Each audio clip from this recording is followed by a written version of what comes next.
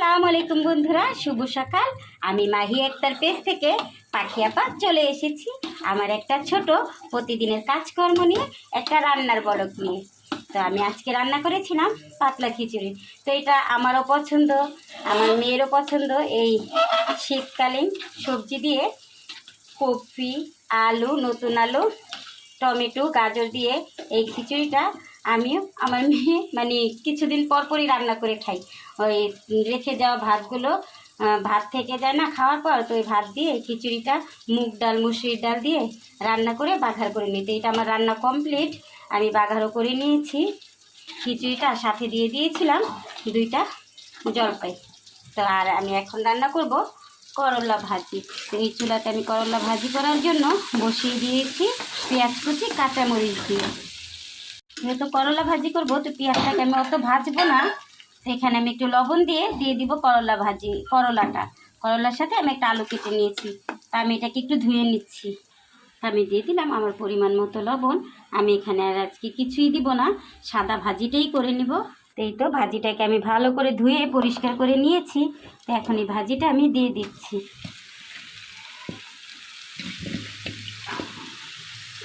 করলা ভাজিটাকে আমি ঢাকবো না, আমি এভাবে জালটাকে কমিয়ে বসিয়ে রাখবো। আলু আর করলাটা সিদ্ধ হয়ে যাবে। আর আজকের করলাটা নিয়ে তো এসেছিলাম বাজার থেকে, সবুজ সবুজ না, একটু হয় না করলার ভিতরে একটু সাদা সাদা সাদা কেমন যেন থাকে, পুরোপুরি সবুজ না, সাদা সাদা আর কি ছিল। তো যাক, এই করলাটা নাকি তিতা কম লাগে। এই তো আমি বসিয়ে দিলাম, করলাটা একটু ভাজি হোক। করলা ভাজিটাকে আমি একটু নেড়ে দেই। তো করলা ভাজিটা, আলুটা করলাটা আর একটু সিদ্ধ হবে।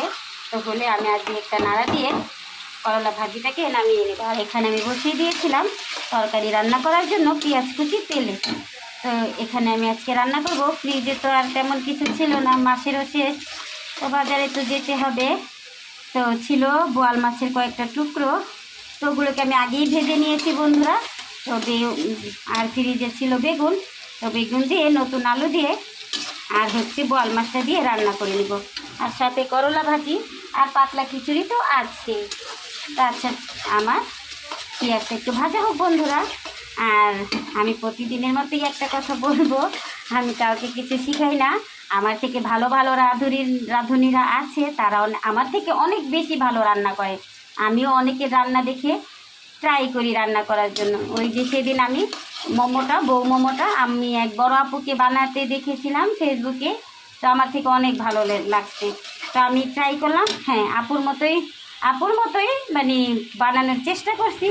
হয়েছে যতটুকু হয়েছে, তো আলহামদুলিল্লাহ। তো সেটাই বন্ধুরা, আমরা এখানে কাজ করতে এসেছি, আমাদের বড় একটা ভিডিও ছাড়তে হবে, তার জন্য আর কি আমাদের এইরকম ব্লগ করা।